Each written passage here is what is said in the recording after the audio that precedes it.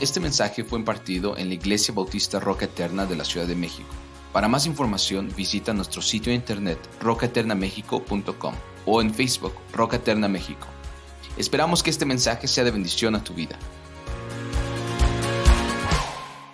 Cuando nace un bebé, hermanos, cuando una mujer tiene a su bebé y nace, ¿no te parece que es la cosa más hermosa que está aconteciendo en esta persona o en nosotros como padres, ¿no es cierto? Nace un bebé y es algo muy hermoso porque podemos ver que ese proceso de gestación, hermanos, después de 9 meses de estar en espera, ha terminado, ya llegó a su fin, llegaron los 9 meses y ahora ya viene ese hijo y ha nacido. Pero por otro lado, cuando tú ya ves esto, cuando el bebé ya nació, cuando ya está aquí, cuando ves esto, es el comienzo solamente de una vida nueva, ¿no es cierto? Ahí no ha terminado todo. En un sentido, el nacer, en un sentido es el principio de lo que ahora este bebé va a tener que enfrentar, va a tener que madurar, va a tener que crecer y trazar las perspectivas para su vida, también enfrentar no solamente cuestiones sencillas, simples, sino también tentaciones, dificultades que en la vida le van a ir aconteciendo a esta criatura. De manera similar, hermanos, la justificación por la fe que hemos estado estudiando ya por varias semanas aquí, en estos primeros capítulos, es un proceso, hermanos, que se produce en el amor eterno de Dios, ¿no es cierto? Es un proceso que se da por medio del amor de Cristo hacia nosotros, por medio del amor de Dios, y que culmina en la experiencia humana cuando un pecador es declarado justo. Ahí es donde culmina esto, hermanos, es declarado justo y lo hemos aprendido por medio de la fe, ¿en quién? En nuestro Señor Jesucristo, y experimenta este nuevo nacimiento. Así como un bebé nace y tiene que crecer y tiene que haber frutos, tiene que haber desarrollo en el hombre, la justificación por la fe es muy similar. Vamos a experimentar ese nuevo nacimiento después de haber sido justificados por la fe. Y lo que se ha logrado hasta ese momento, y muchos de nosotros ya lo hemos experimentado al ser justificados por la fe, lo que se ha logrado ya es mucho, hermanos, es bastante. Una vida nueva que Dios nos ha otorgado, pero a la vez es nada más que el comienzo hermoso de todo lo que está delante de nosotros, incluyendo la eternidad, hermanos, ¿no es cierto? Hay tantas cosas que van a suceder en este mundo y lo que vendrá en un futuro que vamos a tener ese privilegio de estar ahí.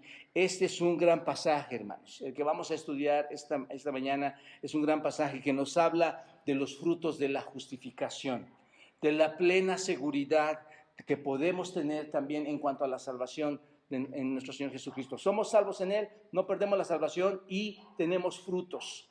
Obtenemos frutos, y te diría frutos inmerecidos, porque todo es por Cristo, todo es por Él, como lo vamos a estar viendo. Entonces, después del nacimiento espiritual, vienen frutos que nos ayudan a estar firmes en nuestra fe. Después de haber sido salvos, vendrán esos frutos, esas consecuencias, diría yo, que nos van a ser más firmes, más constantes, más ciertos en estar creciendo espiritualmente y en estar seguros de las cosas que creemos, de las cosas que están en la Escritura. Ahora bien, el apóstol Pablo, hermanos, ahora se va a dedicar a presentar los resultados prácticos de la justificación de los creyentes. Va a presentarlos aquí en esta porción. Y básicamente el mensaje de estos 11 versículos del capítulo 5, hermanos, de Romanos, es muy simple, pero a la vez, ustedes lo van a ir viendo, son muy profundos. Entonces vamos a tratar de detallar cada uno de ellos. Esta mañana vamos a ver 3 de los primeros frutos de la justificación, y la semana que entra, si Dios quiere, otros 3 resultados de la justificación. Vamos a ver el primero para esta mañana, hermanos. El primer fruto de la justificación, una vez que has sido justificado por la fe, una vez que te has arrepentido, has creído y Dios te ha perdonado por los méritos de Cristo, vamos a tener paz con Dios. ¿Están de acuerdo en esto, hermanos? Sí. Vamos a tener paz con Dios. Versículo 1, observa lo que dice ahí.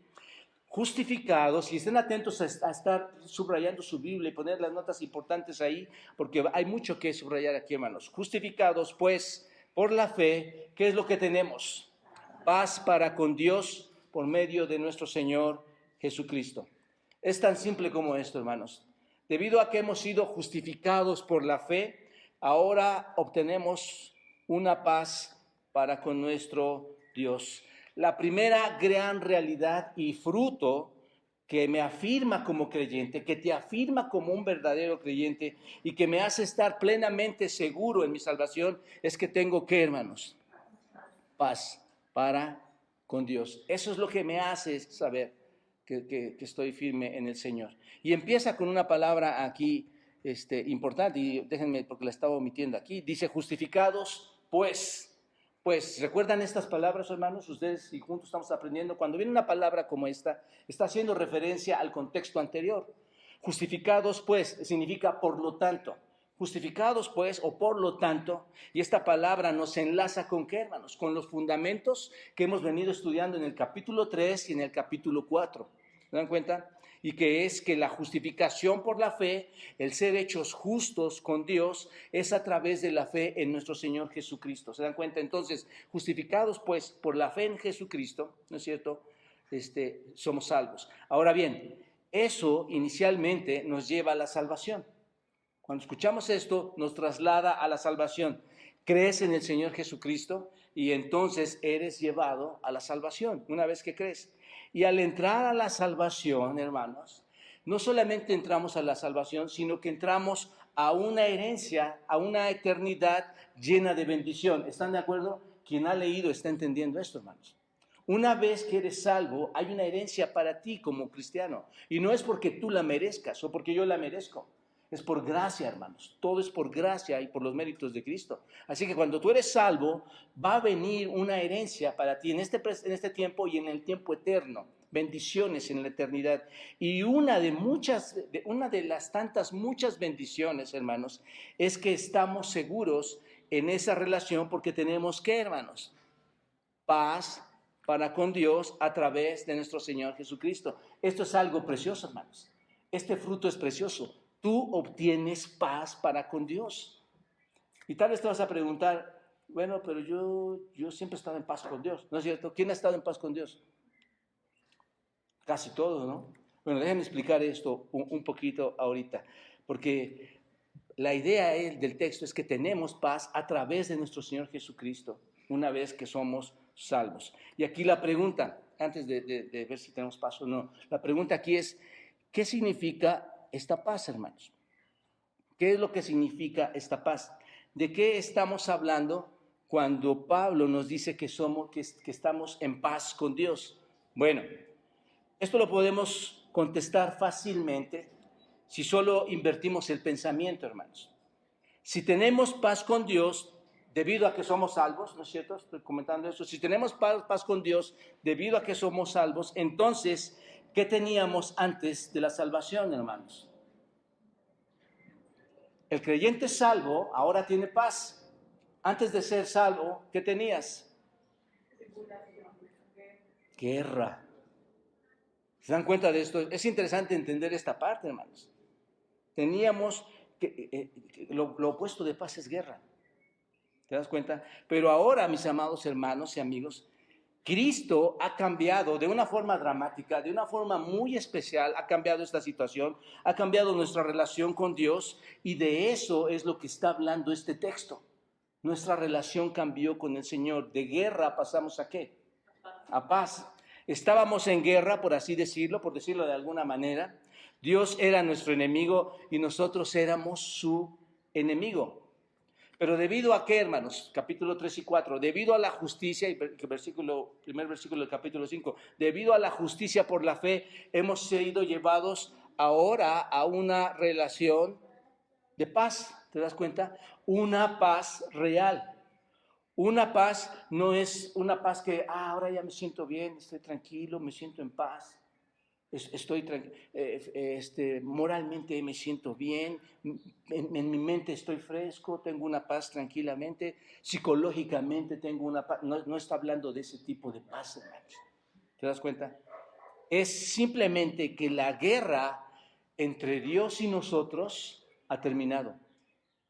La guerra entre Dios y nosotros ha terminado. ¿Entendemos esto, hermanos? La guerra ha terminado. Ahora bien, es aquí donde precisamente, hermanos, en este punto, donde pienso que la mayoría de la gente pierde el punto, el centro de este texto. ¿Por qué? Porque la gente siempre dirá, y aquí es un poquito la pregunta que les hacía, la gente siempre va a decir, yo nunca he tenido guerra con Dios. O te pregunto a ti, ¿tú has tenido guerra con Dios? ¿No? La gente normalmente dice, yo no he tenido guerra con Dios, yo creo en Dios. No solo creo en Dios, no estoy en contra de nada de sus mandatos de Él. De hecho, ¿qué dice la gente? Dios me ama, ¿no es cierto? Dios me ama, no me veo a mí mismo como un enemigo potencial de Dios, no estoy en contra de su voluntad, no tengo guerra con Dios. Eso es básicamente lo que la gente dice hoy. Estoy de acuerdo, hermanos, así es. Estoy de acuerdo contigo en ese sentido. Pero eso no es el problema que vemos aquí en el texto, hermanos. No es el problema que vemos aquí. El problema no es que estés en guerra con Dios. El problema es que Dios está en guerra ¿con quién? Contigo. Tú puedes decir, yo no tengo nada con Él, pero Dios sí tiene algo contigo. Dios está en guerra contigo. Eso es muy diferente, ¿no es cierto, hermanos? Es muy diferente entender este texto, a que no hay guerra, que no tengo yo guerra con Él, a que Él tenga guerra conmigo. La Biblia dice que antes de venir a Cristo, estás en guerra con Dios. Si tú vas a Efesios, no va a tener ahí, pero dice que éramos hijos de ira, lo mismo que quién, hermanos. Efesios capítulo 2. Éramos hijos de ira, lo mismo que los demás. Entonces, antes de conocerlo, estábamos en guerra. Entonces, Dios es el enemigo del pecado, hermanos. Dios odia el pecado, es lo único que odia. Dios detesta el pecado, ¿no es cierto? Dios es el enemigo del pecado, y si es el enemigo del pecado, obviamente, hermanos, es enemigo de Satanás. Y por cierto, hermanos, solamente hay dos padres, ¿no es cierto? El padre de verdad, que es Dios, y el padre de la mentira, que es Satanás, y hay solamente dos familias, los hijos de Dios, los hijos de Satanás. Y si eres hijo de Dios, quedará claramente en los frutos de justicia que se nos aplican, pero si eres un hijo de Satanás, perteneces a ese dominio que, por cierto, Dios detesta tanto, ¿no es cierto? Al dominio de Satanás. Juan 8:44 lo dice, hermanos. Vayan todos, véanlo, subrayenlo ahí. Juan 8:44. No vayan a decir, es que el pastor está diciendo que tengo otra familia. Observen, dice, vosotros sois, ¿qué, hermanos? De vuestro padre el diablo. Juan capítulo 8, versículo 44. Vosotros sois de vuestro padre el diablo, y los deseos de vuestro padre queréis, ¿qué? Hacer. Entonces, Dios está en guerra ¿con quién, hermanos? Con este dominio de maldad, con el pecador, con todo aquel, hermanos, que está infraccionando la ley. Entonces, Dios está en guerra con este dominio. Ese es el punto. Y si tú eres su enemigo, Él está en guerra ¿con quién, hermanos? Contigo. ¿Te das cuenta? Algún día, cuando Él tiene esta guerra, y si no hay cambios, hermanos, algún día Él ha dicho que te va a llevar, que te va a arrojar a ese lago de fuego ¿por cuánto tiempo, hermanos? Por toda la eternidad, por los siglos de los siglos. Ahí vas a estar. Ahí va a culminar todo tu tiempo, y continuará por la eternidad todo ese sufrimiento. El punto es que entiendas que aunque tú pienses que estás en paz con Dios, si no eres redimido, ¿no es cierto? Si Cristo no te ha redimido, su guerra es ¿con quién? Contigo. ¿Se dan cuenta, hermanos, amigos, la importancia de conocer a Cristo? La importancia de saber que aunque tú creas que Dios es bueno, hermanos, Dios es un Dios justo, y hay una guerra de Dios contra ti. ¿Te das cuenta de esto? Eso pone las cosas bajo una perspectiva muy diferente, y espero que la ponga también tan diferente en ti, para que entiendas tu situación o nuestra situación. ¿No es verdad, hermanos? Así que, ¿sabes, amigo? Dios está airado con el pecador. Dios está airado por el pecador. Él está en guerra con él. ¿No es cierto? El Salmo 7, vayan al Salmo 7, un salmo clásico en estos temas, hermanos. En el versículo 11 lo tienen, importante ahí, subrayen, hermanos. Salmo 7, versículo 11, dice así, observen, y Dios está airado ¿contra quién? Contra el impío. ¿Cada cuándo, hermanos? Todos los días. ¿Se dan cuenta de esto? Yo, al iniciar, hermanos, mis estudios teológicos, yo recuerdo, uno de mis maestros fue Luis Contreras, Y cuando estaba explicando esto muy temprano en mis estudios, yo no podía creer esto, hermanos. En el sentido, yo decía, es que Dios pues, es un Dios de amor y había gente, y todavía hay gente que piensa, hermanos, que Dios detesta el pecado y ama al pecador, ¿no es cierto? Pero a mí me abrió tanto los ojos ver esta explicación de nuestro hermano Contreras cuando decía esto, ¿no? Dios está airado, ¿con quién? Esto es muy claro, hermanos, con el impío. Dios está airado con el pecador. ¿Por cuánto tiempo? No es por un mes ni por un año, es todo el día. Entonces, ¿hay guerra o no con el impío? Sí. De hecho, recuerdan, hermanos, lo que estudiamos ya en Romanos capítulo 1, versículo 18. Vayan a Romanos 1, 18, observen lo que dice. Ya lo hemos estudiado, pero observen lo que dice acerca de esto mismo que estoy explicando. Les dice, la ira de Dios, observen, la ira de Dios se revela desde el cielo contra toda impiedad e injusticia ¿de quién, hermanos? ¿De quién? De los hombres que detienen con injusticia la verdad. ¿Se dan cuenta de esto? Dios es quien está en guerra ¿con quién? Con los impíos. ¿Te das cuenta? Y los injustos y con todos aquellos que no conocen a Dios. Esto es clave, hermano. Dios tiene un conflicto con aquellos que le rechazan, con aquellos que no les conocen. Y otro texto que nos ayuda, que nos apoya aquí es Efesios 5. Vayan a Efesios 5 en el versículo 6. Efesios 5, versículo 6. Observa este grandioso versículo, lo que dice Efesios 5, 6. Dice, nadie os engañe con qué, hermanos. Nadie los engañe con palabras vanas. ¿Por qué, hermanos? ¿Cuál es la razón por la que nadie debe engañarme con palabras vanas? Porque por estas cosas viene ¿qué, hermanos? La ira de Dios sobre los hijos de desobediencia. ¿Se dan cuenta? Entonces, Dios está airado con el pecador. Ahora bien, con todo este contexto, ¿no te parece maravilloso escuchar estas palabras? Tenemos paz para con Dios. Si Dios está airado con el pecador, ¿no te parece precioso y esperanzador escuchar esto y decir, tenemos paz para con Dios, hermanos?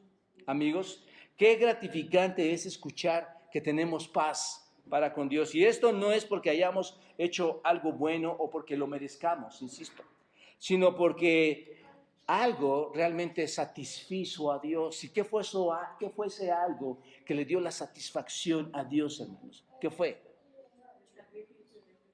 La obra perfecta de nuestro Señor Jesucristo. No sé si se dan cuenta hasta aquí, hermanos. Hay un problema grave con las personas que no conocen a Cristo. ¿Cuál es? Muerte eterna. Es una guerra con Dios. Cuando tú vas a Romanos capítulo 5 y ves que tenemos paz para con Dios, hermanos, te doy permiso que lo hagas. Es para levantar las sillas y aventarlas. ¿No es cierto? Porque algo cambió tu vida. ¿Qué fue eso? El sacrificio de Cristo en la cruz. Cuando llega alguien nuevo a la iglesia, tal vez va a escuchar esto y no lo va a poder creer, hermanos. Pero yo les ruego, hermanos, que oren por esas personas. Porque según el texto al que yo me apego y creo completamente, Dios está en guerra con ellos.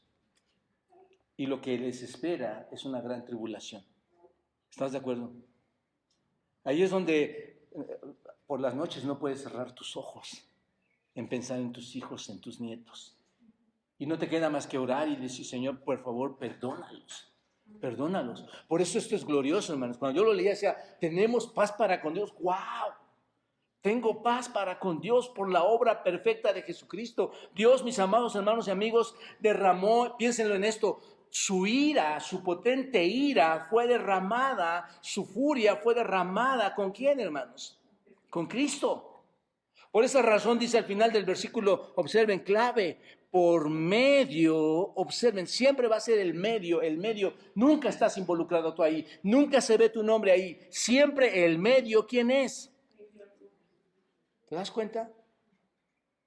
Por medio del Señor Jesucristo, termina el versículo 1 así, la ira de Dios sobre el pecador fue pagada, por decirlo así, porque toda su ira se concentró, hermanos.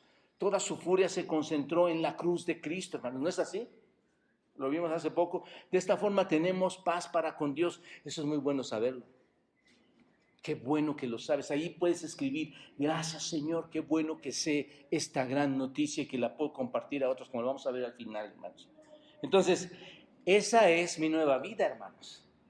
Cuando yo conozco a Cristo, cuando soy justificado por fe, uno de esos frutos es que tengo, ¿qué, hermanos? Paz. Esa es una nueva vida, por eso se llama un fruto de bendición, hermanos. Paz con Dios, y fluye esta paz debido a la reconciliación que se ha logrado por medio de la obra de ¿quién, hermanos? Del Señor Jesucristo. Colosenses 1:19, clave este pasaje. Colosenses 1:19, observa lo que dice ese pasaje ahí también. Versículo 19, 1:19 de Colosenses dice: por cuanto agradó al Padre que en él, ¿quién es él?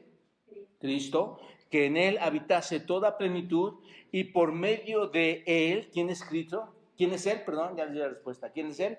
Cristo. Que por medio de él, ¿qué, hermanos? Reconciliar consigo todas las cosas, así las que están, ¿dónde, hermanos? En la tierra como las que están en el cielo. Haciendo, ¿qué, hermanos? Observen lo que dice el texto, subrayenlo ahí. ¿Haciendo qué? La paz. Y otra vez esta palabra, ¿ven la palabra medio aquí, hermanos? Véanla en Colosenses otra vez. La paz por medio de la muerte para presentarnos santos. ¿No es cierto, hermanos? Bueno, me salté, ¿verdad? Haciendo la paz mediante la cruz. Primero dice por medio, versículo 20, y luego dice en el 20 al final, haciendo la paz mediante la sangre en la cruz. ¿Se dan cuenta? Y a vosotros también, que eras en otro tiempo, ¿qué, hermanos? Extraños y ¿qué? Ahí está. Y enemigos en vuestra mente, haciendo malas obras. Ahora, ¿qué hizo, hermanos? Os ha reconciliado, ¿cómo? En su cuerpo de carne, y otra vez, por medio de ¿qué? De la muerte. ¿Para qué, hermanos? ¿Para qué murió Cristo? ¿Para qué recibió toda la ira de nosotros que estábamos en guerra con Él? ¿Para qué, hermanos? Observa, esto es grandioso. Para presentarnos, ¿lo mereces, hermano? ¿Mereces presentarte delante de Dios Santo, sin mancha e irreprensible? Esto es, delante de los ojos de Dios. Ninguno de nosotros, hermanos, entendemos e imaginamos, solo por lo que la Biblia nos dice, pero entendemos e imaginamos lo que es estar delante de los ojos de un Dios santo. Por eso yo oraba ahorita, hermanos. Es imposible que tú esta semana o yo, habiendo pecado delante de Dios, querramos escuchar su poderosa voz. Es imposible. Lo que tú hiciste esta semana no te permite ese acceso. Necesitas reconciliación. Si no le conoces, necesitas reconciliación como creyente, pidiendo perdón a Dios. Necesitamos ese perdón de Dios porque es un Dios santo, hermanos. Lo que hizo Cristo es que esa sociedad pudiera presentarse santa, sin mancha, irreprensible delante de Él. ¿Se dan cuenta, hermanos? ¿Hay paz o no? ¿Hay paz o no? El acto que nuestro Señor Jesucristo, hermanos, logró tan plenamente para llevarnos a la paz con Dios, se dan cuenta, hermanos, nos hace pararnos delante de Él, intachables e irreprensibles ante sus ojos. Y basta con pensar, ¿qué era mi vida? ¿Qué sigue siendo mi vida? ¿No es cierto? ¿Quién de ustedes fue salvo y ya acabó todo su carnalidad, hermanos? Ahorita explico eso, déjenme explicar eso más adelante. Nadie. Y sin embargo vas a estar delante de Él irreprensible. ¿Te das cuenta? Delante de los ojos de Él irreprensible. ¿Por qué? ¿Por qué, hermanos? Piénsalo así. Por la muerte de Cristo, sí, pero ¿por qué? ¿Por qué? ¿Por qué te presentas delante por medio de la cruz de Cristo y su sangre derramada? ¿Por qué te presentas santo y irreprensible delante de los ojos de Dios? Porque cada pecado, y ahí ponle nombre, hermanos. Estaba hablando con unos hermanos en esta semana, fuimos a tomar un café, y Jaime me decía, es que este hermano me dice que diga cada pecado, que lo mencione, es el mejor ejercicio que puedes hacer. Hermanos, cuando Cristo fue a la cruz, pagó por cada pecado. Yo puedo recordar desde mi infancia, hermanos, lo más que puedo, cada pecado, la suciedad de cada pecado. Hermanos, ¿no crees que la ira fue sumamente grande para Cristo? La ira de Dios solo por mi único caso. Imagínate, si en mi caso y en el caso de Pablo y en el caso de los grandes titanes, hermanos, y de ustedes y de todos, ¿cuál es la ira de Dios, hermanos? Por cada pecado por el que deberías haber sido castigado, por el que tú deberías haber estado ahí, Cristo lo soportó. ¿Te das cuenta? Cristo lo cargó. Entonces, qué maravilloso este gran fruto que obtenemos por medio de ser justificados. ¿Estás de acuerdo o no? La ira de Dios hacia nosotros, que finalmente, si llegara a nosotros, nos depositaría o nos llevaría al infierno, hermanos, ha quedado eliminada. ¿Se dan cuenta de esto? Ya no más esa ira. Todo lo que tienes es a través de nuestro Señor Jesucristo. Todo lo que tienes ahora, todo lo que tienes es a través de nuestro Señor Jesucristo. Ahí está la mente de un verdadero creyente, hermanos. Nada de lo que tengo me pertenece. Todos mis privilegios, mi respirar, mi andar, mis bienes, mi esposa, mis hijos, mi salud, mi salvación, todo viene de Cristo en la cruz, hermanos. Porque todo es una tragedia en la vida del hombre. Pero el hombre, hermanos, recibe el mensaje como si fuera algo de lo que si quisieran merecer, algo de lo que de verdad, y empiezan a decir, pues por poco tiempo lo hago, después leo, después oro, sí voy, no voy. Hermanos, cuando todo lo mereces de Cristo. Según a los Corintios, en el capítulo 5, hermanos, el versículo 19, dice, y lo menciono como tema importantísimo, hermanos, importantísimo para cerrar este punto, hermanos. Véanlo, segunda a los Corintios 5, 19. Piensen en esto, hermanos, en el primer punto que estamos hablando. ¿Hay paz en el hombre que no cree en Dios o que no se ha acercado en Él? ¿Hay paz con Dios? No. Observa lo que dice Corintios 5, 19, segunda a los Corintios. Que Dios estaba con Cristo, ¿qué, hermanos? Dios estaba con Cristo, ¿qué? Dios siendo Cristo mismo. Dios estaba con Cristo, ¿qué?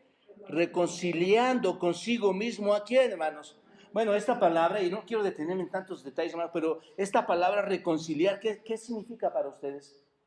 No es que hay algo, no hay un pleito y viene alguien y dice, aquí, a ver, ¿tú qué estás haciendo?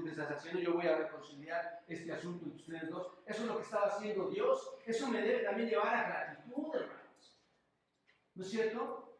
Cristo está reconciliando al mundo.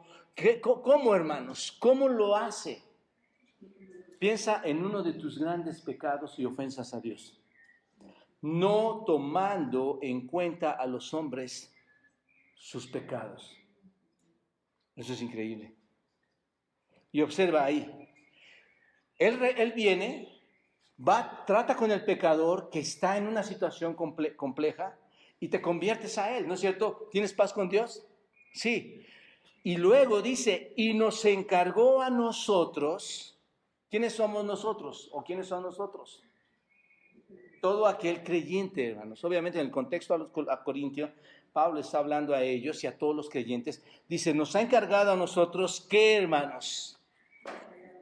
La palabra de la reconciliación. Aquí es donde lo absurdo de los absurdos con los supuestos creyentes, hermanos. ¿Cuál es el encargo que Dios me ha dado a mí, hermanos? ¿Cuál es el encargo que Dios te ha dado a ti? ¿Cuál es la tarea de la iglesia hoy en día, hermanos? Por eso estar atentos a que puede venir destrucción o pueden venir embates de Satanás para que esto no se cumpla, porque es un encargo a nosotros. ¿Cuál es el encargo, hermanos? La reconciliación. Por eso les decía yo el miércoles, el que no lee no puede entender lo que está pasando. Somos llamados ¿a qué, hermanos?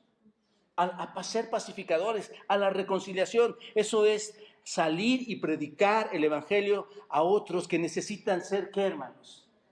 Reconciliados, ¿no es cierto? Esa es nuestra tarea. Conciliación no es salir y dividir, no es venir y dividir. La tarea del hombre, la tarea del verdadero cristiano que ha obtenido un fruto por medio de la justificación por la fe, ¿cuál es?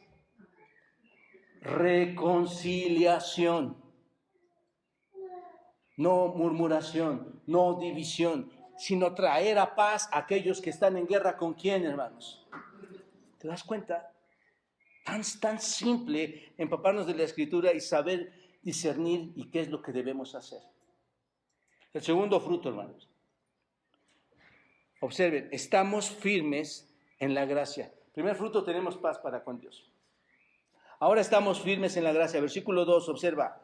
Por quien también, otra vez, ¿cuál es el medio, hermanos? Primero decía que tenemos paz para con Dios. Al final, versículo 1, ¿en quién, hermanos? En Cristo. Y para que no se nos olvide, vuelve a poner esta palabra, hermanos. ¿Por quien qué? También. ¿Quién es este también, hermanos? ¿Por quién? Cristo.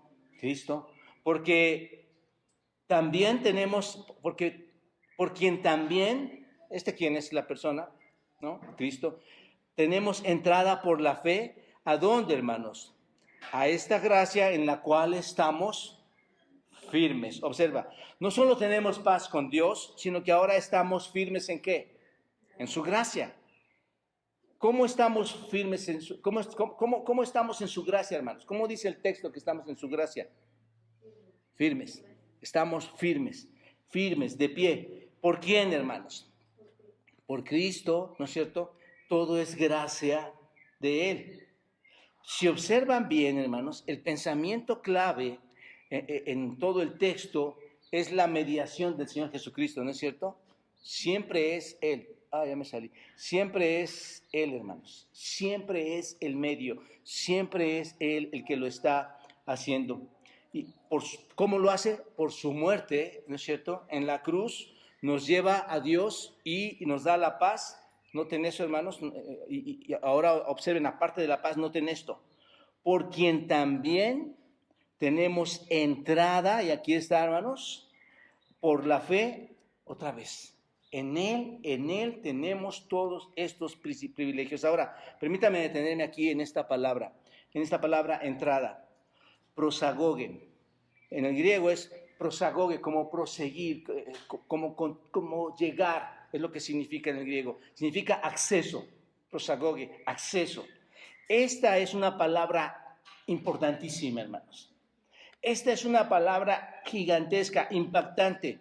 Y solo a manera de ilustrar esta palabra, hermanos. ¿Recuerdan ustedes en el Antiguo Testamento que el único que podía entrar y salir al templo en el lugar santísimo, el único que podía hacer esto una vez al año era el sumo sacerdote? ¿Recuerdan esto, hermanos? Ustedes vayan después a Éxodo, vayan a Hebreos y léanlo. Y eso después de haber tenido una purificación muy especial, aparte de haber tenido un tratamiento especial para poder entrar al lugar santísimo. Nadie más podía hacer esto. Bueno, hoy en día, hermanos, tampoco o ningún hombre pecador, escucha esto, ningún hombre pecador puede tener entrada ¿a quién, hermanos? A Dios. Razón. ¿Por cuál razón? Guerra, ira. ¿Te das cuenta? No hay acceso para un pecador, ¿no es cierto? Sin embargo, aquí están los preciosos, hermanos, de los peros en la Biblia, de los sin embargos. Sin embargo, hermanos, por la muerte de nuestro Señor Jesucristo, todo esto ha cambiado. ¿No es genial, hermanos? Todo esto ha cambiado en cuanto a la condición del hombre. ¿Saben? Esta es la razón por la cual el Evangelio fue y tal vez es muy difícil, o sigue siendo difícil, para los judíos, hermanos. ¿Por qué? ¿Qué pensaban los judíos? Recuerdan, ya estudiamos esto también. ¿Para quién era únicamente Dios? ¿Para quién era únicamente las Escrituras? ¿Para quién era únicamente el reino? Para ellos. ¿Te das cuenta? Eso es lo que le complicaba a ellos pensar que otros pudieran tener este acceso. Pero observen lo que dice Hebreos. Vayan a Hebreos capítulo 10. Hebreos capítulo 10, versículos 19 y 20. Observen lo que dice. Hebreos 10, 19 y 20. Tomen su pluma, hermanos, subrayen esto importante, impresionante. Dice, así que, hermanos, teniendo que, hermanos, libertad. ¿Para qué, hermanos? ¿Para entrar a dónde? Al lugar santísimo. ¿Sigue entrando el sumo sacerdote únicamente? No. Ahora dice, teniendo libertad para entrar al lugar santísimo. ¿Por qué? El medio. ¿Recuerdan? Siempre menciona el medio de la Biblia. ¿Por quién? Por la sangre de Jesucristo, por el camino, ¿qué? Nuevo y vivo, que ¿quién, hermanos? Otra vez el medio, ¿que qué? Que Él, Cristo, nos abrió, ¿cómo? A través del velo. ¿Esto es de qué, hermanos? De su sangre. Él murió en la cruz. Antes de seguir, hermanos, Él murió en la cruz. ¿Por qué murió en la cruz? ¿Por qué fue crucificado? ¿Recuerdan esto? Por ti, por mí. Eso es lo que sucede, hermanos. Ahí está lo que debe impactar nuestras mentes. Él tomó mi lugar. No tenía yo acceso porque hay una guerra tremenda entre Dios y el hombre, y él en su misericordia, en su gracia, siendo Dios mismo, va a ese lugar. ¿Y qué pasa, hermanos? Su cuerpo es ¿qué? Traspasado. Cumpliéndose todas las profecías, obviamente, hermanos. Su cuerpo es traspasado y dice que se abrió el velo, esto es de su carne. ¿Te das cuenta? Cuando el Señor Jesucristo, hermanos, fue crucificado, ¿qué pasó en el velo del templo? ¿Recuerdan la historia? Ahí en Mateo, en los evangelios. ¿Qué pasó cuando el Señor Jesucristo fue crucificado? El velo del templo, hermanos, se rasgó en dos. Aparte de oscurecerse, de temblar, el terremoto, el velo se rasgó en dos, de arriba a abajo. ¿Por qué, hermanos? Porque entonces hubo ¿qué? Aquí está la conexión de Romanos. Porque entonces hubo ¿qué, hermanos? Entrada. ¿Qué significa entrada? Acceso. ¿Acceso a quién, hermanos? A Dios. ¿Quién? Tú. Sin merecerlo. Tú tienes acceso a Dios. Yo tengo acceso a Dios. Más qué maravilloso es poder orar y entrar hasta el trono de la gracia y alcanzar el oportuno socorro en medio de las diferentes dificultades, ¿no es cierto? No tengo que ir a un sacerdote y pasar diferentes sacrificios y hacer diferentes ofrendas. No, tengo acceso por Cristo, hermanos. Y ahora puedo llegar a Él. Así que hoy tenemos acceso a Dios por Cristo. ¿No es maravilloso, hermanos? Entrada, acceso, libertad, dice el texto, libertad de entrar a Dios. Ahora, piénsenlo así, hermanos. No sé si tienen el panorama ya en su mente, lo he logrado llevar hasta su mente, piénsenlo. Ahora, cuando entramos allí, ¿qué es lo que encontramos? ¿Qué es lo que hemos encontrado cuando hay ese acceso? Observen el versículo 2. Recuerden que la Biblia se contesta así por sí sola. Tenemos acceso ¿a dónde, hermanos? A la gracia. Hay una entrada que te lleva a la gracia. ¿Te das cuenta? En la que estamos como, hermanos, firmes. Cuando llegamos allí, cuando llegamos a la presencia de Dios, estamos en gracia. ¿Te das cuenta? Estamos permaneciendo en un estado de gracia, y en un estado de gracia no que se mueve, que no es tan sólido, es un estado de gracia firme. Por eso hablamos también de la salvación cuando no se pierde, hermanos. Su gracia siempre es permanente. Un estado de gracia firme. No es que hoy hay gracia y mañana ya no hay gracia. Eso pasa entre los hombres, hermanos. Tú escuchas cómo te dicen que te aman y mañana ¿qué dicen? Que te odian. No es que hoy te perdono y mañana no te perdono. No, hermanos. Esa es gracia, es un estado firme de gracia cuando tú entras ahí, cuando tienes ese acceso. Ahora, para entender esto, ¿qué es la gracia? Cuando tú entras a ese estado firme de gracia, la pregunta siguiente sería, ¿qué es la gracia? ¿Qué es la gracia, hermanos? Es el favor inmerecido, es el regalo inmerecido de Dios por el cual nos salva y nos hace justos, ¿no es cierto? Romanos 3 y 4. Es ese estado por el que nos salva únicamente sobre la base, hermanos, de su amor soberano hacia nosotros. Únicamente por esa base y no por ninguna obra de parte tuya, aun siendo pecadores, no por ninguna obra. Es debido al sacrificio perfecto de Cristo en la cruz. ¿Sí? El punto es este. Él nos salva por gracia, hermano. Lo que significa que, ¿qué tuviste que ver cuando Él nos salva por gracia? ¿Te das cuenta lo impotente que es el hombre para alcanzar salvación? No tiene absolutamente nada para alcanzar salvación. Es por Cristo, hermanos. Él nos salva por gracia, lo que significa que no tuvimos que ver nada con eso. La salvación no tuvo que ver nada en lo que tú y yo hayamos hecho. Y una vez que entramos allí, hermanos, que tenemos esta entrada, que hay acceso a esta entrada, una vez que entramos allí, ¿qué encontramos, hermanos? Estamos en gracia, estamos en gracia. Cuando entras, estás en gracia, y ese es el punto, hermanos. Cuando entras, estás en gracia, estás en el continuo perdón misericordioso de Dios. ¿Te das cuenta?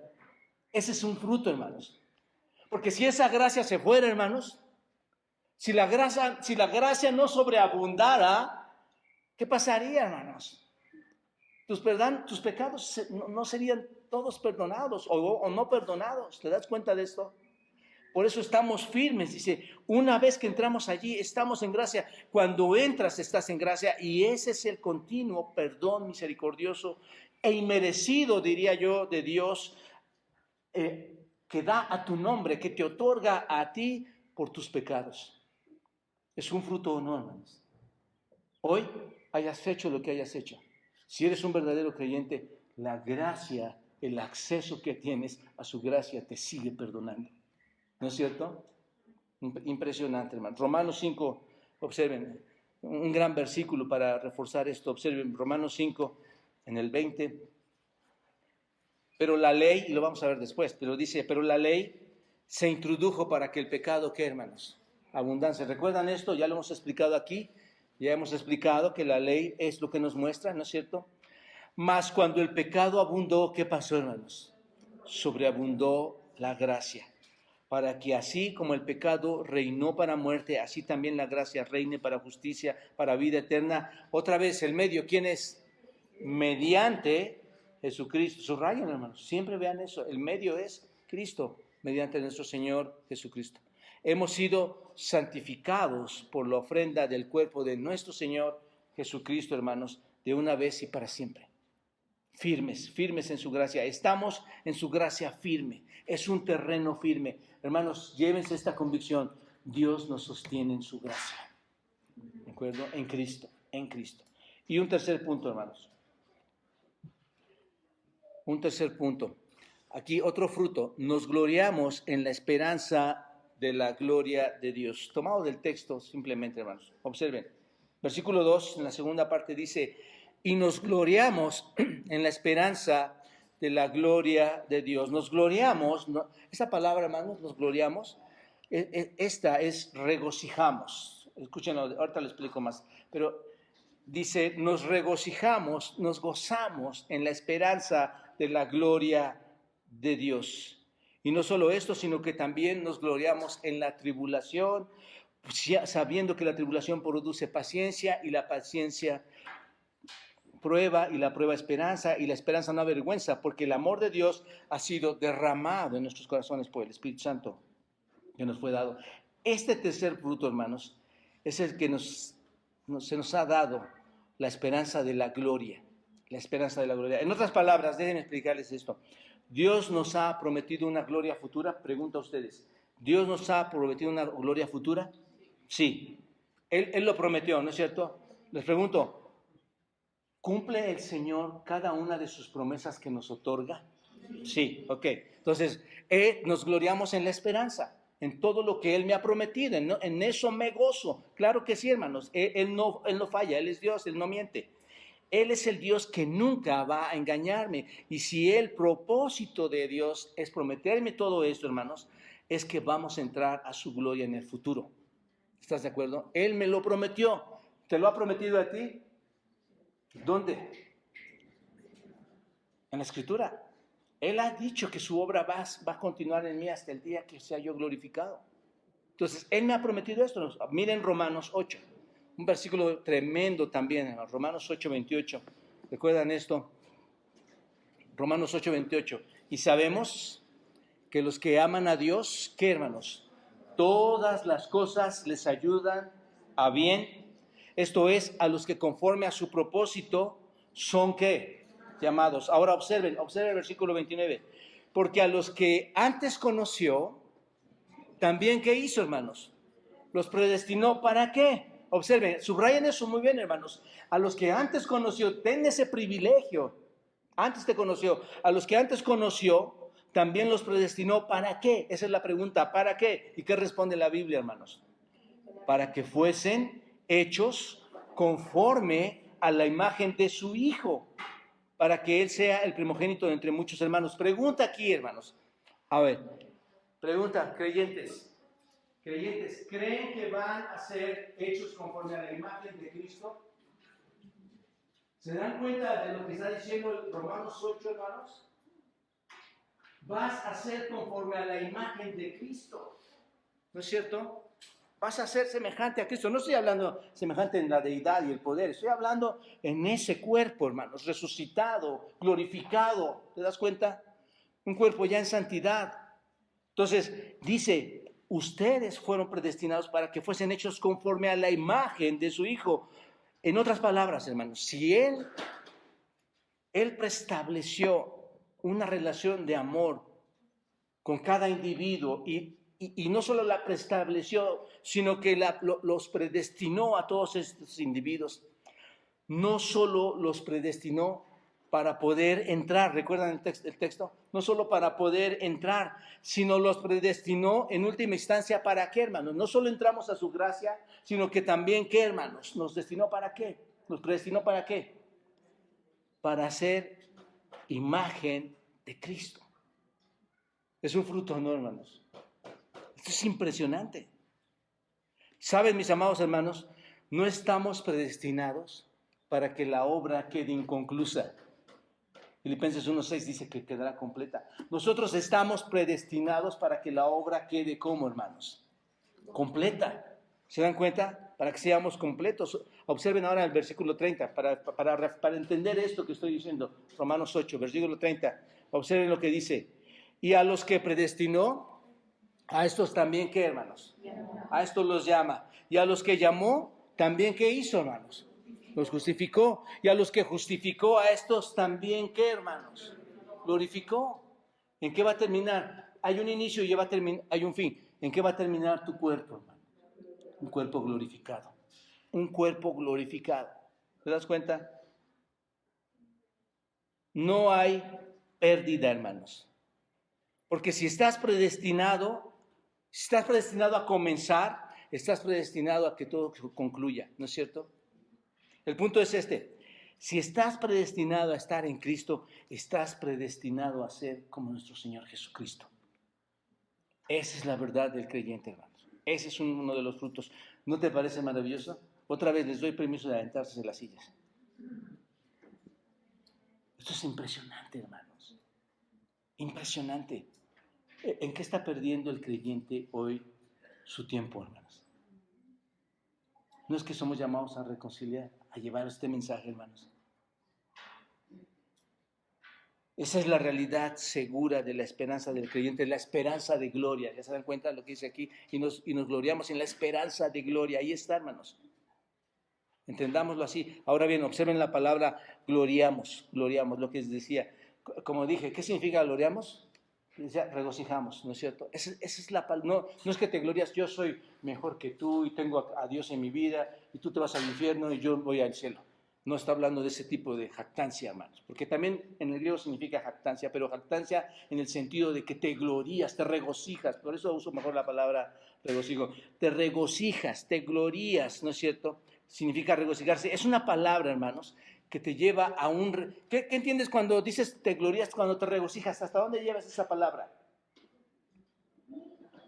¿Te has regocijado alguna vez? Bueno, es tremendo, hermanos. Es un júbilo gozoso. Es una palabra tan fuerte que te lleva al gozo, al regocijo más alto. El más alto nivel de gozo es al que te lleva esta palabra. Eso es lo que significa, para que lo entendamos, hermanos. Nos regocijamos en el más alto nivel. Entiendan esto. ¿Por qué, hermanos? Porque realmente nos regocijamos. ¿Por qué te regocijas tanto? ¿Por qué dice que es hasta el punto máximo? Porque lo que viene en el futuro para ti es grandioso, hermanos. Lo que viene para ti es la inmortalidad. El cuerpo glorificado, ¿te das cuenta? Por eso dice, y nos gloriamos en la esperanza de la gloria de Dios. ¿Te das cuenta?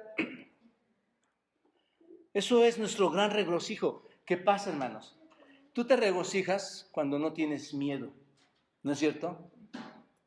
Estás contento cuando no tienes miedo del futuro.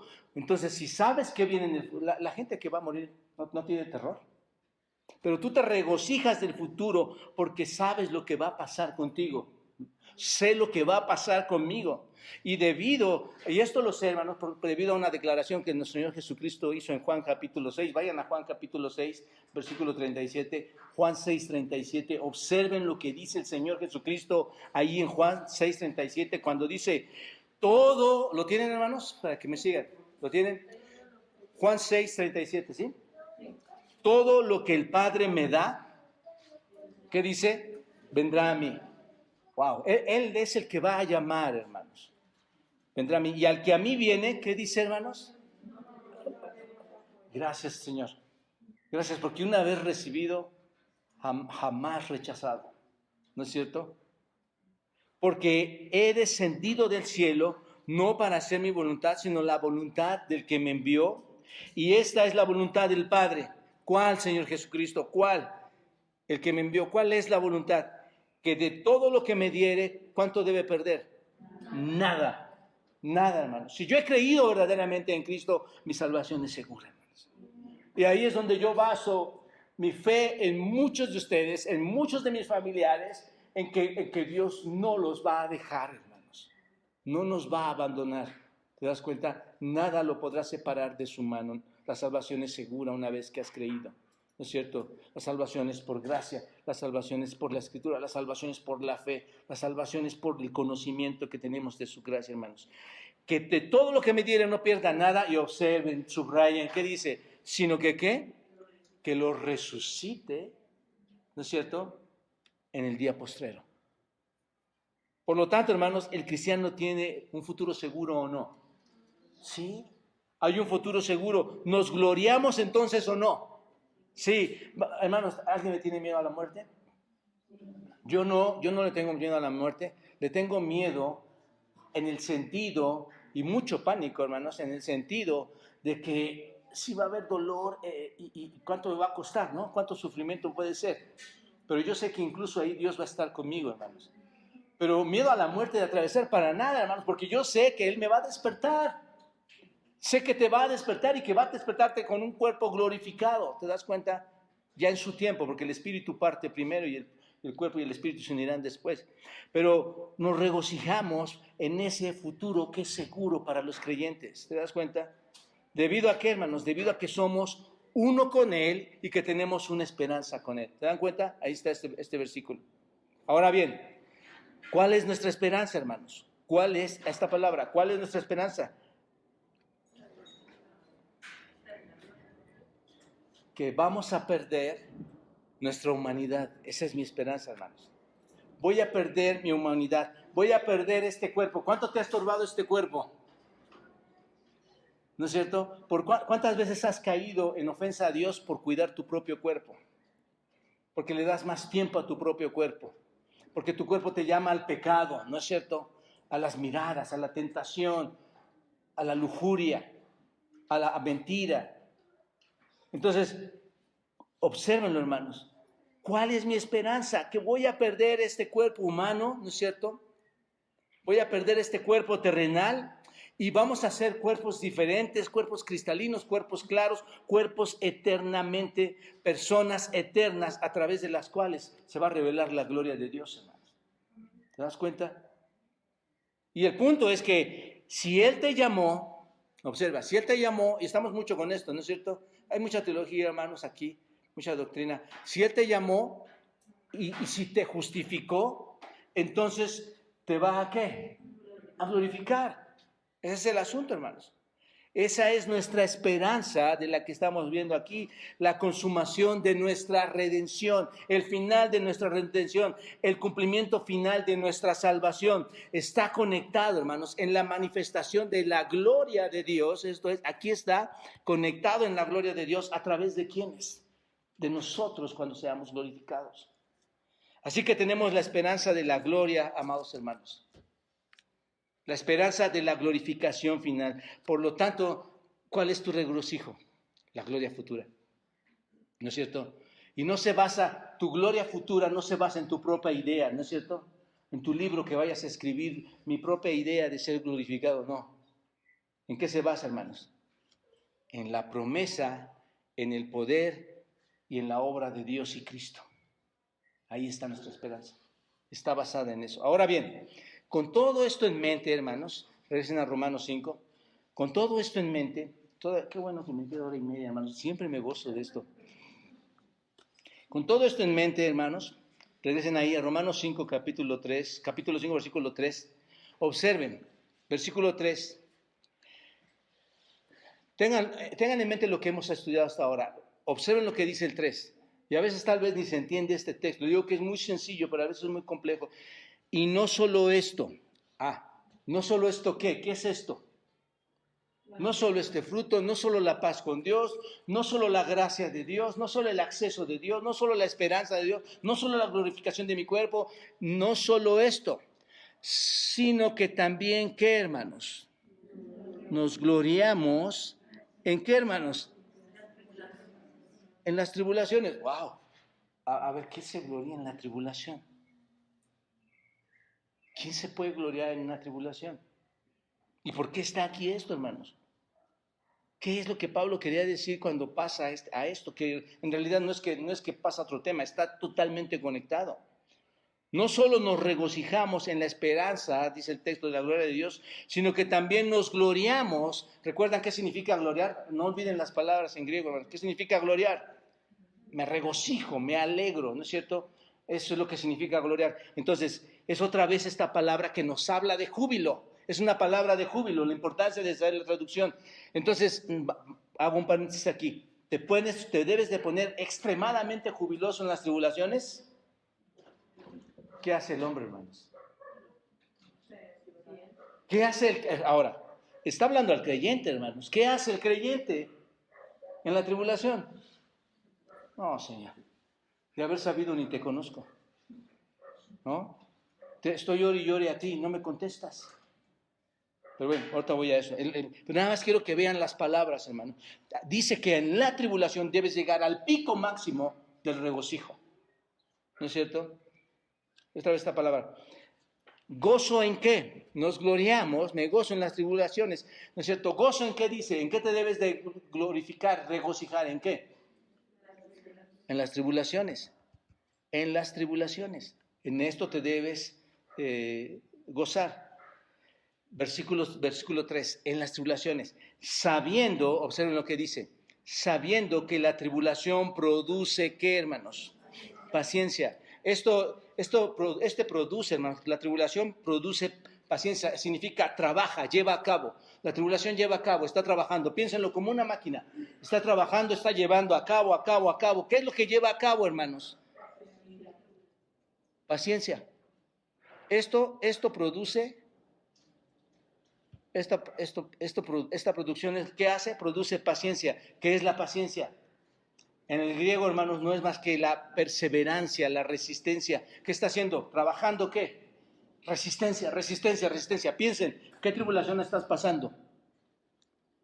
Pues viene, trabaja en mí, está fuertemente trabajando para que yo resista, esté resistiendo, esté perseverando en esa prueba. ¿No es cierto? Estoy fuertemente amarrada ahí. Y luego, versículo 4, observa lo que dice. Y la paciencia, versículo 4, y la paciencia que produce, hermanos. No está la palabra ahí, pero va en el contexto. ¿Qué produce esta paciencia?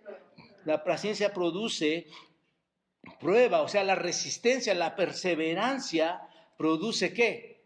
Prueba. Esto es, en el griego es evidencia, es un carácter probado, es una examinación en tu vida. Entonces, trabaja duramente, ¿no es cierto?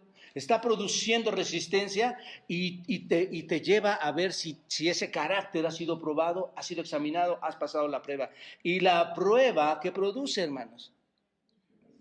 Esperanza. La prueba produce esperanza, la paciencia produce prueba y la prueba esperanza. ¿Y qué es la esperanza, hermanos? Esperar en confianza. ¿Se acuerdan esto? La esperanza. ¿Qué es lo que esperas? ¿De qué estaba hablando esta esperanza? Del futuro que nos viene, hermanos. ¿Se dan cuenta? Ahorita lo explico más. ¿Puedes ver lo que dice este texto? ¿Te das cuenta de lo que dice este grandioso texto, hermanos? El creyente no solo se regocija en la gloria venidera, sino que incluso se regocija ahora ¿en qué, hermanos? En la tribulación. Se regocija en las tribulaciones, ¿no es cierto? Porque la tribulación, ¿qué produce, hermanos? Produce el tipo de carácter en ti que tiene la capacidad para que puedas regocijarte en el futuro. ¿Te das cuenta de esto? Así que Pablo dice que nos regocijemos incluso en las tribulaciones. ¿Por qué? Porque sabemos, hermanos, que no importa lo que venga. No importa cuán severa sea la prueba, no importa cuán devastador sea la prueba, nunca puede quitarme esa prueba. ¿Qué, hermanos? El gozo. ¿Te das cuenta? Es lo que dice el texto. Esa prueba no te puede quitar el gozo, no lo puede hacer. Nunca puede tocar tu alegría. ¿Te das cuenta?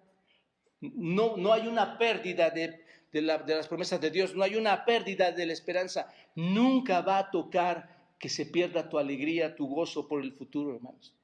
Lo que está pasando hoy. Así que cuando llega un verdadero creyente a la prueba, hermanos, cuando llega un verdadero creyente la tribulación, aquí un paréntesis, hermanos.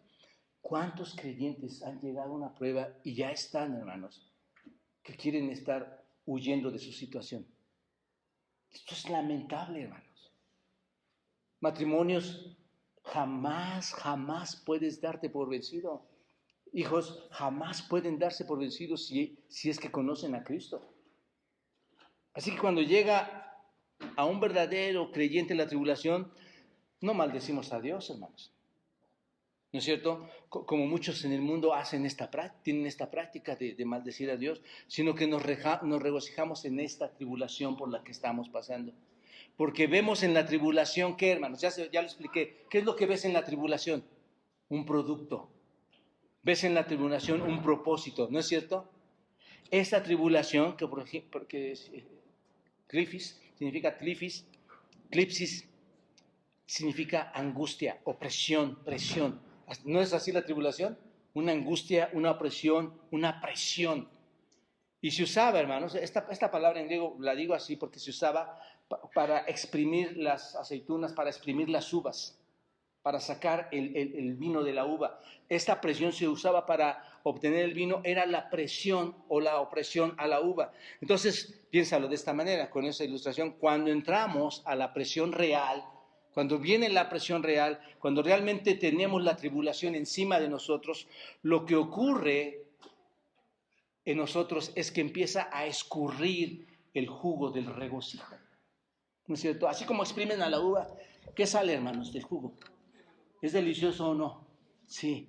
Ya cuando viene la tribulación, acuérdense que significa oprimir, presionar. ¿Qué es lo que debe salir de nosotros? Regocijo, hermanos. Eso es lo que significa el texto. Debe salir regocijo. ¿Por qué, hermanos? ¿Por qué debe salir regocijo? Nada más porque sí. No, por lo que estamos desglosando las palabras. Porque la tribulación trabaja, ¿qué, hermanos? La paciencia. Y acuérdense que la paciencia es resistencia. Trabaja la paciencia, trabaja la resistencia del que está tribulado. Pasan los problemas, aprendes a soportar. De hecho, te voy a decir, cuanto más problemas, más y más aprendes a ¿qué? A soportar. ¿Entendemos esto, hermanos? ¿Entendemos esto? ¿Y qué pasa? La resistencia, que es la paciencia, produce ¿qué, hermanos? Prueba, que significa experiencia. ¿No es cierto? Y esta prueba produce un carácter probado, es lo que significa. Y la palabra prueba, por siempre, hermanos, lo que me significa ser probado, poner a prueba, es la evidencia de que algo es verdadero. ¿Quién ha puesto en las semanas que venden oro y plata? ¿A poco vas y compras? Sí, deme 5 kilos de oro. No, tú pruebas que sea efectivamente el oro, ¿no es cierto? Para asegurarte de que es exactamente lo que estás comprando. Y lo que está diciendo aquí es cuando tienes problemas, produces resistencia que te construye.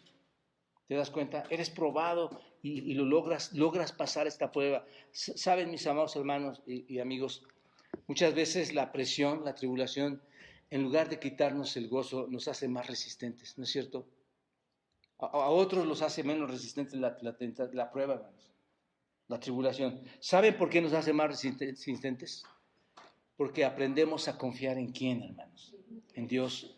Confiamos en Dios en las pruebas, confiamos en Dios en el dolor, confiamos en Dios en las dificultades, en el estrés. Hermanos, ¿no es verdad que la prueba es un sufrimiento?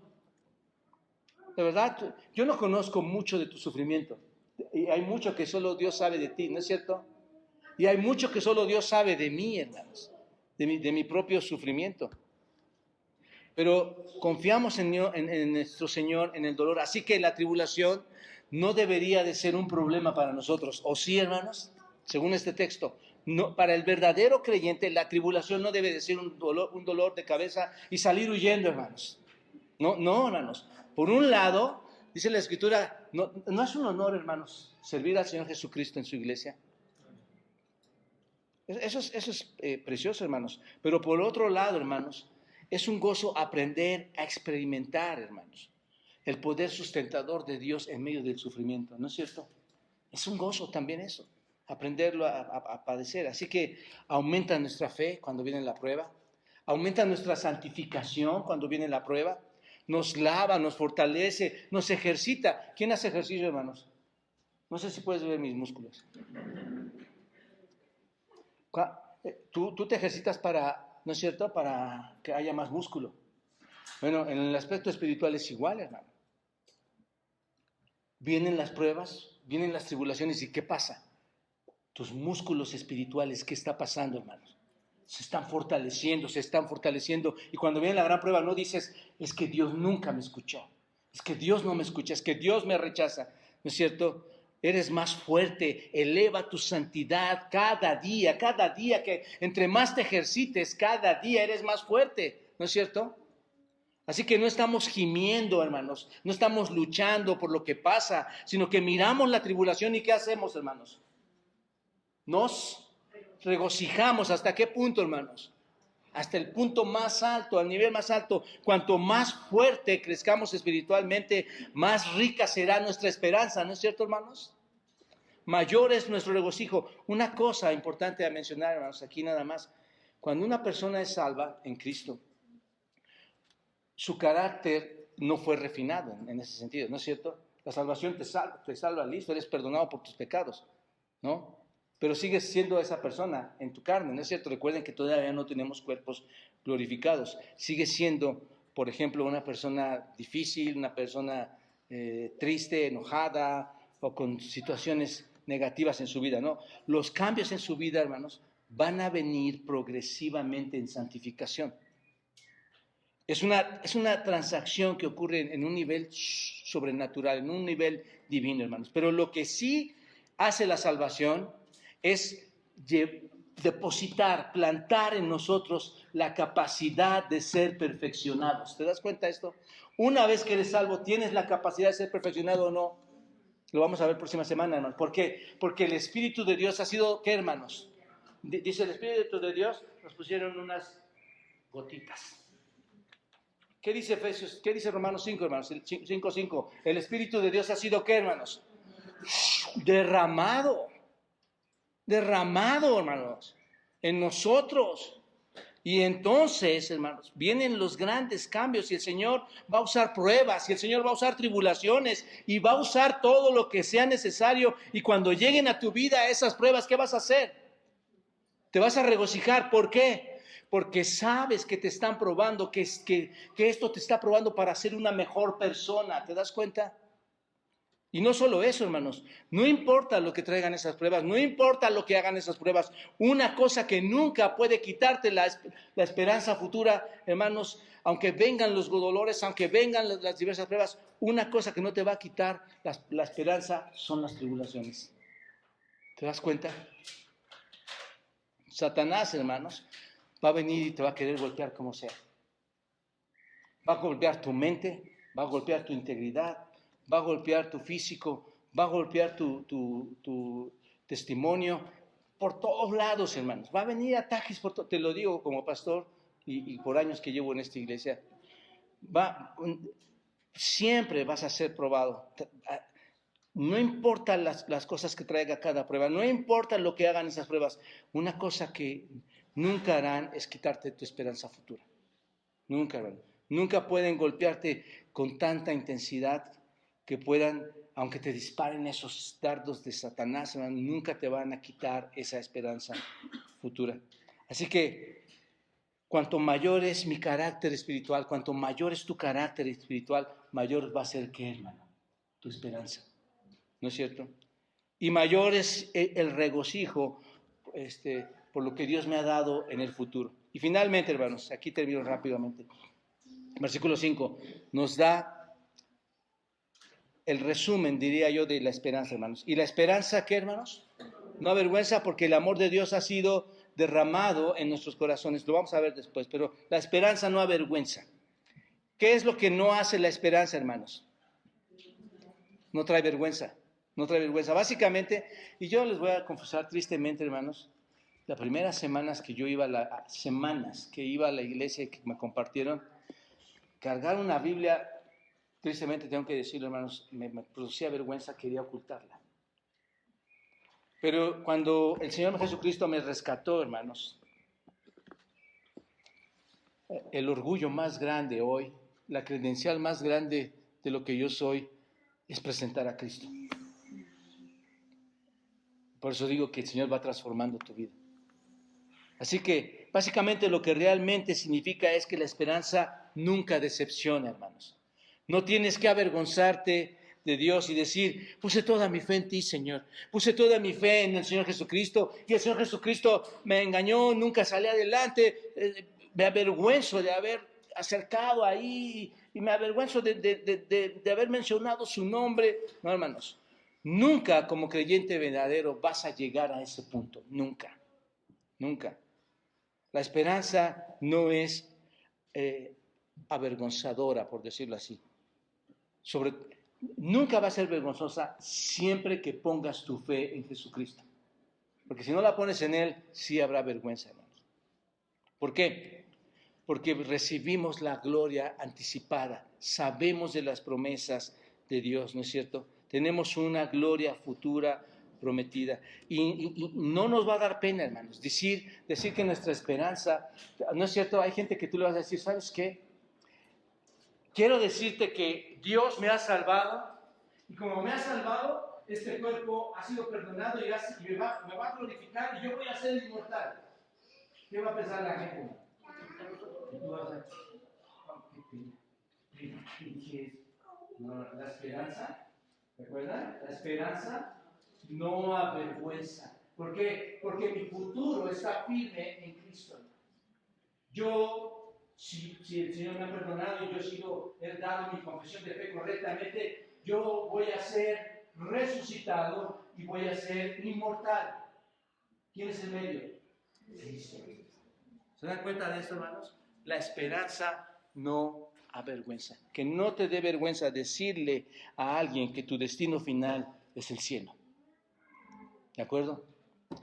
Bueno, concluyo, hermanos. Estamos en paz con Dios, tenemos gracia, nos gloriamos en la esperanza, hermanos, y no nos avergonzamos de ella. Demos gracias a Dios por esto. Y tú, si estás aquí acompañándonos, para aquellos que estén aquí en nosotros, en medio de nosotros, que nunca han venido a Jesucristo, que nunca han sido llevados a la seguridad de la justificación por la fe, y obviamente nunca han tenido los frutos de la salvación, de la justificación, les pido, amados amigos, que abran su corazón al Señor, que abracen a nuestro Salvador, que le conozcan. En Él está la salvación. En Él puede acabar esa guerra de la que la Biblia nos habla, hermanos. Padre, gracias por esta mañana que nos has entregado. Bendito seas, mi Dios, por tu preciosa palabra. Y le pedimos, Padre, que ahora nos guíes a vivir conscientes de que cada fruto de la justificación, Señor, ha sido por medio de Cristo. No los merecemos, pero que podemos estar agradecidos y gloriarnos en todo esto y compartir a otros, Padre, acerca de esta gran salvación. Después del gran terror de haber estudiado, Señor, lo que el hombre va a enfrentar y su pecado será castigado, ver este pasaje, Señor, y entrar a esa gracia no nos habla, Señor, más que de lo que tú eres, Padre. Un Dios misericordioso, un Dios perdonador, un Dios que se agrada cuando el hombre se acerca en arrepentimiento y eres glorificado. Padre, en tus manos deposito a estos amigos. Toca su corazón, Señor, y ayúdanos a tener un corazón agradecido a nosotros. En Cristo Jesús. Amén.